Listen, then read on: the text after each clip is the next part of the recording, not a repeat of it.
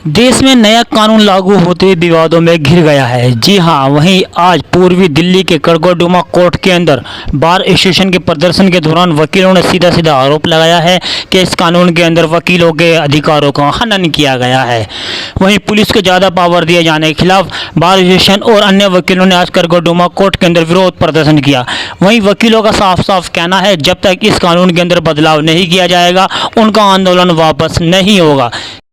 करगोडुमा court से दिल्ली के सभी कोर्ट के अंदर वकीलों ने काम बंद हड़ताल कर आज अपना रोष जताया। उनका साफ साफ कहना है कि इस कानून के खिलाफ वकील सड़कों पर उतरने को तैयार हैं। देखिए, जो कानून आया है, जो बदलाव हुए हैं इन कानून के अंदर, बहुत ज़्यादा कन्फ्यूज हुए हैं। और आपने देखा होगा कि नए कानून के नाम बदल दिए गए। कानून मैक्सिमम वही है, पुराने वाले नंबर, एक तो नंबर चेंज कर दिए गए और कुछ कानून में बदलाव कर दिया गया, जिससे कि पहले जो कोर्ट में काम होता था अब पुलिस को पावर दे दी गई है। जैसे कि आप उसको गवाही कराना उसको, तो अगर पुलिस थाने में अगर गवाही होगी तो फिर कोर्ट का वकीलों को क्या काम होगा। सर, क्या कानून बनाने से पहले जो बार एसोसिएशन है या वकील है सीनियर, उनसे कोई जानकारी या परमिशन ली गई? नहीं, कोई किसी तरह की कोई एडवाइस ना तो बार एसोसिएशन से ली गई, ना किसी तरह के ली गई। अगर इस तरह के एसोसिएशन अगर बार या वकीलों के साथ अगर मिलकर एक बातचीत होती कानून बनाने से पहले, तो हो सकता है कि एक बेहतर तरीके से आप उसको बना सकते थे या चेंजेस कर सकते थे। मेरा नाम विशाल शर्मा है। मैं जॉइंट सेक्रेटरी हूँ शाहदरा बार एसोसिएशन करगोडुमा कोर्ट में।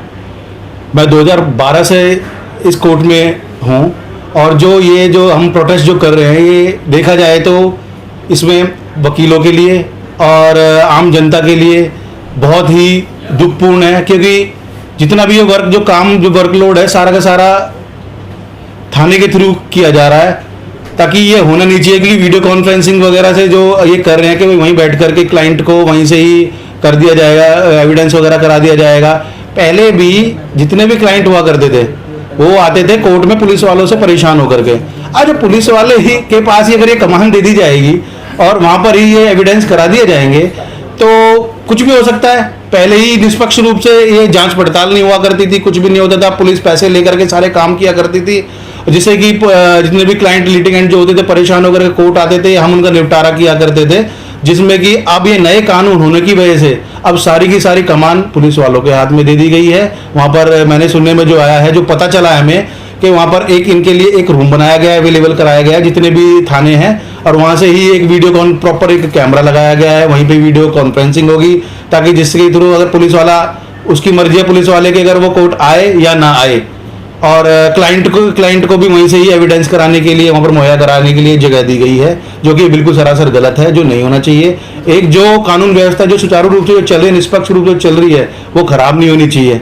इसी वजह से हमने ये प्रोटेस्ट किया है। और अभी हमने जो प्रोटेस्ट किया है ये पूरी दिल्ली में कोऑर्डिनेशन कमेटी की मीटिंग के थ्रू किया गया है सारा का सारा। अगर ये इस पे भी अगर अमल नहीं लाई जाती बात और ये प्रॉपर तरीके से नहीं हो पाता है तो हम पूरे लेवल में इसे कंटिन्यू रखेंगे हड़ताल को। वकीलों के अधिकार है उनका हनन हो रहा है। हाँ बिल्कुल, वकीलों के अधिकार का भी हनन हो रहा है और ये क्लाइंटों का भी हनन हो रहा है, क्योंकि क्लाइंट परेशान होकर कई कोर्ट आया करते थे।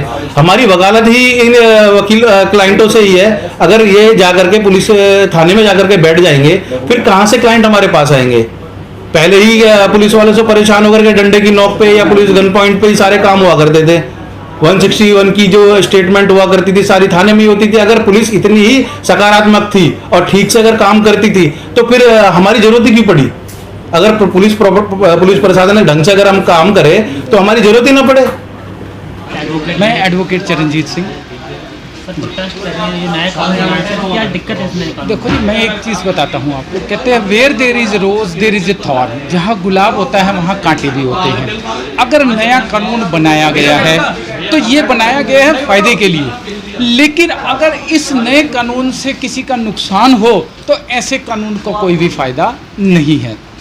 जिस तरीके से कि एक्यूज्ड के राइट्स का भी हनन हो रहा है, और सबसे बड़ी बात ये है कि जो पुलिस को पावर दे दी गई है वो एक्सेसिव पावर दे दी गई है, और इस एक्सेसिव पावर का पुलिस कभी भी फ़ायदा उठा सकती है। और अब जो है वो अगर कॉग्निजेबल ऑफेंस में FIR होगी तो उसमें the police will decide whether the FIR should be lodged और नॉट। सबसे बड़ा नुकसान इसी चीज़ का है। कहते हैं change is the law of nature, बदलाव कुदरत का नियम है। कानून में बदलाव बिल्कुल होना चाहिए, हम इस बात से सहमत हैं। अगर उस कानूनी बदलाव से किसी का नुकसान हो, किसी के राइट्स का हनन हो, तो ये कतई बर्दाश्त नहीं किया जाएगा। इसी वजह से आज हम यहाँ पर कड़कड़डुमा कोर्ट में प्रोटेस्ट कर रहे हैं कि इस काले कानून को जल्द से जल्द वापस किया जाए, और ये प्रोटेस्ट हमारा बिल्कुल कंटिन्यू चलता रहेगा until unless our demands are not fulfilled. Thank you. Protest करने का जो मेन रीज़न है वो ये है कि अभी आपने पता लगा होगा कि भारत में नए कानून लागू हुए हैं। पिछली जो 1 तारीख गई है 1 जुलाई को अमेंडमेंट जो हुआ था, बिल पास हो गए थे, वो 1 तारीख से सारे कानून लागू हो गए हैं। जो पहले IPC भारत में चलती थी, जो पहले IEA इंडियन एविडेंस एक्ट चलता था, CRPC चलती थी, वो सबको नल एंड वॉइड कर दिया गया और एक नई तरीके से कानून बना दिए गए हैं। उसमें अमेंडमेंट्स कर दिए गए हैं, उसमें चेंजेस कर दिए गए हैं। और जो प्रोटेस्ट करने का मेन रीज़न है वो ये है कि जो 3 पिलर्स भारत के होते हैं, लेजिस्लेटिव, एग्जीक्यूटिव और जुडिशरी, इन तीनों को बिल्कुल मेंटेन करके चला जा रहा था कि तीनों में कोई भी किसी का हनन ना हो पाए। लेकिन अब पूरी तरीके से ये चेंज कर दिया गया है। एग्जीक्यूशन को बहुत पावर दे दी गई है, जुडिशरी तो ऑलवेज सोवरन अथॉरिटी है ही, ठीक है। लेजिस्लेटिव ने ये लॉ पास किया हुआ है। हम लोगों का जो मेन प्रोटेस्ट करने का रीज़न है वो ये है कि ये जो इन्होंने काले कानून बनाए हैं जिसमें पुलिस को मोनोपोली पावर दे दी गई है, मैं मोनोपोली वर्ड का यूज़ कर रहा हूँ, मोनोपोली ही कहा जाएगा। मोनोपोली जो पावर दे दी गई है पुलिस को, इस पावर को बंद किया जाए, अमेंड किया जाए कानूनों में, तुरंत इसके लिए कोई ना कोई एक स्ट्रिक्ट इमीडिएट एक्शन लिया जाए।